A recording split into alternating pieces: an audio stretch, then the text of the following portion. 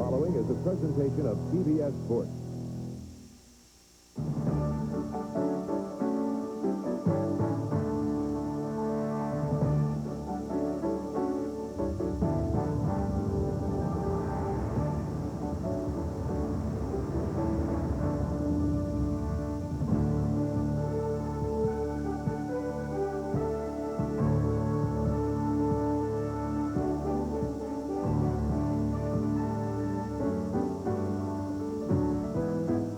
Havana, Cuba is the controversial site for the 11th edition of the Pan American Games this summer. And many of America's top divers will go head over heels to make the U.S. team traveling to Cuba, including 1988 Olympic veteran Patrick Jeffrey and four-time U.S. platform champ Matt Scott. It's the Pan Am diving trial. Then, while most people are thinking summer, some folks around the globe are dreaming winter as IOC Chief Juan Antonio Samaranch names the host city for the 1998 Winter Olympics.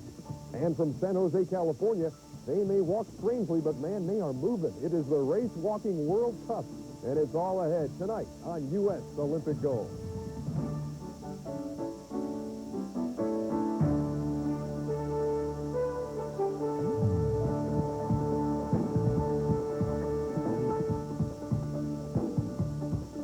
Well, in about a month and a half, we will be in Havana, Cuba for the Pan Am Games, which you'll see on TNT. Here tonight on TBS, you'll watch U.S. divers earn spots on the American team that travels to Havana.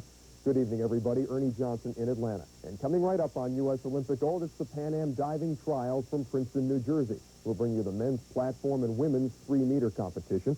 Later, we'll let you know where the 1998 Winter Olympics will be held. The announcement was made earlier today. And you'll see the IAAF Race Walking World Cup, which ended in controversy. It is interesting, to say the least. Right now, though, let us head for Princeton, the Pan Am Diving Trials. John Neighbors off as they get the winter bid for 1998. Now, when U.S. Olympic Gold continues, it is off to San Jose, where they were picking them up and laying them down in the World Race Walking Championship. We'll be right back.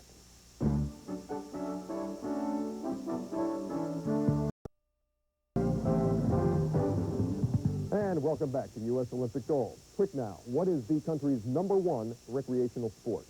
Well, the National Sporting Goods Association says it is walking, which is just past swimming. In fact, there are an estimated 71.4 million people who walk as a form of recreation, but few walk like the guys you're about to see. For 2 days this month, San Jose, California was the race walking capital of the world as more than 300 athletes from 30 countries met for the 15th edition of the Race Walking World Cup. Now, the World Cup is a prestigious competition held every 2 years and is second only to the Olympic Games and international race walking importance. To many, race walking conjures images of men and women fighting the Battle of the Bulge in neighborhood parks, but for these premier athletes who average under 7 minutes a mile, this is no walk in the park. There were 3 events contested here in San Jose, but by far the most interesting and controversial was the men's 50-kilometer race. A who's who of the world's best race walkers towed the starting line, among them Australia's 1989 world champ Simon Baker and the always menacing Soviet contingent who garnered the '89 world team title. A pack of 20 runners paced a conservative first 10K, but by the 20-kilometer mark, the pretenders were consumed by the contenders, led by a trio of Soviets.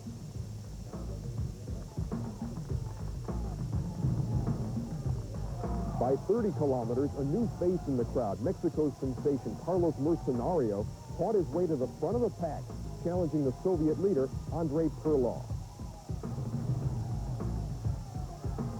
With 5 kilometers to go, Perlov decided enough was enough and cruised into overdrive past Mercenario, leaving the wilting Mexican in his wake with a speedy pace of 7 minutes, 13 seconds per mile. And a lead of 5 seconds quickly became 30 as the confident Perlov maintained his torrid pace. So he earned 2 violations in the final lap, one for improper stride and the other for not keeping at least 1 foot on the ground at all times. A 3rd violation and he'd be out. And with only 2,000 meters left, that's exactly what happened. As a stunned Perlov didn't understand or didn't want to believe that he'd been disqualified with such a commanding lead and the finish line so close.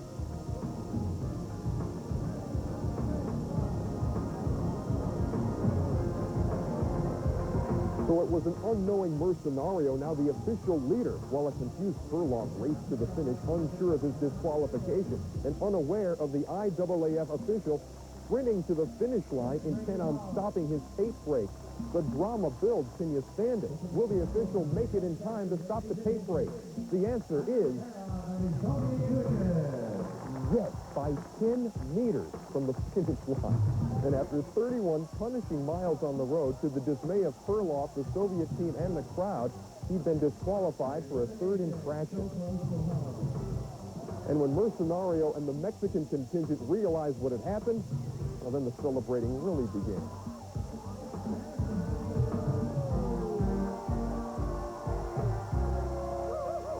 So the official results of the men's 50K had Mercenario setting an event record in the most controversial finish in meet history, with the 1989 50K champ Baker second and Germany's Ziegel third. The best U.S. finish was Carl Schuler in 31st. In the women's 10K, the Soviets reigned supreme as Arina Strakova proved her world title in 87 was no fluke, winning by 14 seconds over her Mexican opponent. Debbie Lawrence was America's top finisher in 15th. And in the men's 20K race, another Soviet, this time Mikhail Shennikov, garnered the gold, defeating Mexican star Ernesto Canto by only 3 seconds. The best the U.S. could manage was Tim Lewis in 54th. Yeah, makes you want to do a few laps around the mall, doesn't it? Time now to return to Princeton, New Jersey in the Pan Am diving trials. The men head for the tower, the platform competition. We send it back to John.